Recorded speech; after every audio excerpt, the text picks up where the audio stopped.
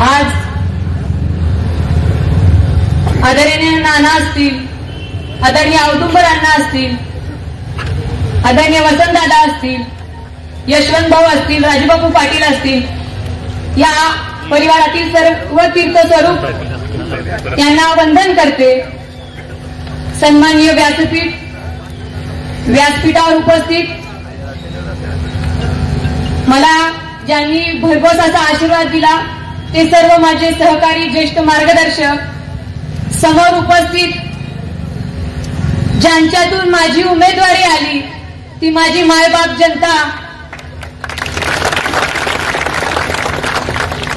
सर्वप्रथम तुम्हा सर्वांना मी वंदन करते. खरं तर गेली 40 वर्ष त्या पंढरपूरमध्ये जो विकास झाला नाही त्या विकासाचं विजन घेऊन मी आज तुमच्या पुढे इथं आलेली आहे. आज संपूर्ण शहराची बकाल अशी अवस्था झालेली आहे.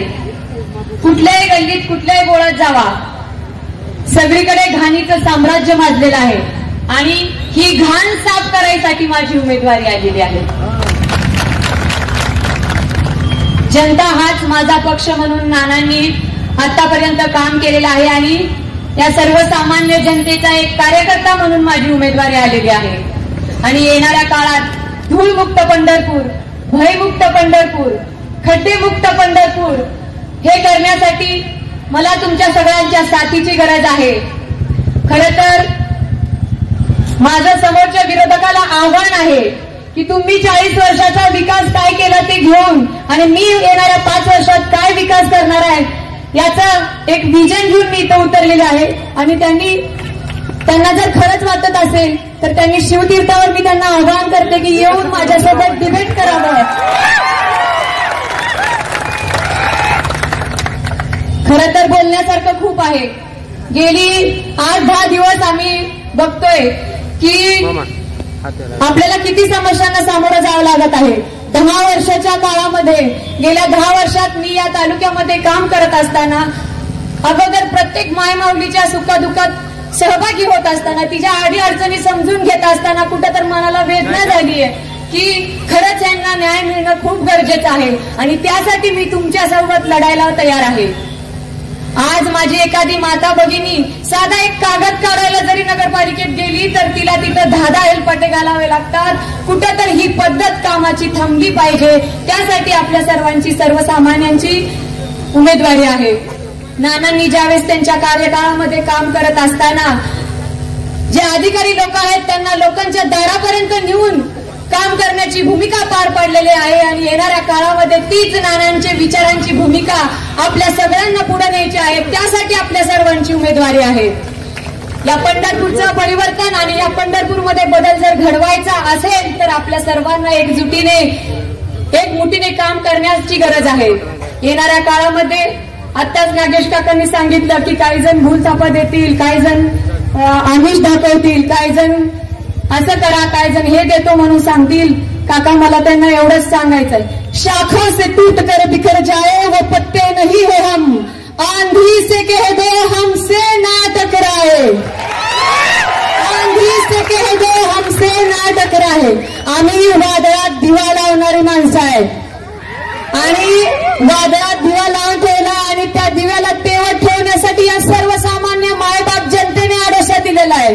आणि आमच्या या लावलेल्या वादळातल्या दिव्याचा प्रकाश हे पंढरपूर लख करूनच आम्ही शांत बसणार आहे.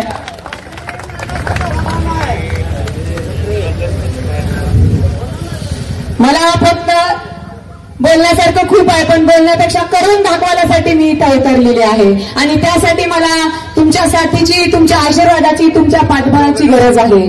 खरं तर ऊन खूप पडलेलं आहे. माझ्या मायमाऊली सकाळी 9 वाजल्यापासून माझ्यासोबत इथं आहेत आणि बोलणारे अजून पुढे व्यक्ती आहेत. येणाऱ्या काळात आपल्याला खूप सोबत मिळून काम करायचं आहे. हुकुमशाहीचा बुरुज पाडून लोकशाहीचा आणि लोकहिताचा नवा इतिहास, नवं परिवर्तन घडवायचं असेल तर आपल्या सगळ्यांना एकजूट होण्याची गरज आहे. तमाम मायबाप जनतेला, माझ्या सर्वसामान्य कार्यकर्त्याला, तळागाळातील तरुण सहकार्याला माझं आव्हान आहे. आपली उमेदवारी ही आपल्यासाठीची, सर्वसामान्य लोकांसाठी लोकांसाठीची आहे. तर माझी एवढीच विनंती आहे की समोर उपस्थित आणि जे काय इथे उपस्थित नसतील त्या सर्व मावळ्यांनी एकमुठीने सज्ज व्हायचं आहे आणि समोरच्या प्रस्थापितेला असा धक्का द्यायचा आहे की येणाऱ्या परतच्या काळात आपल्या सर्वसामान्यांची पिळवणूक करण्याचं धाडस या व्यक्तीने केलं नाही पाहिजे. यासाठी आपली उमेदवारी आहे. येणाऱ्या काळात येत्या 3 तारखेला विजयाचा गुलाल कुणी मी एकटी प्रणिता भालके नगराध्यक्ष नाही तर माझ्या तळागाळातील सर्वसामान्य जनता तिथं नगराध्यक्ष म्हणून विजय होणार आहे. आणि ही अशी ग्वाही मी तुम्हाला देते.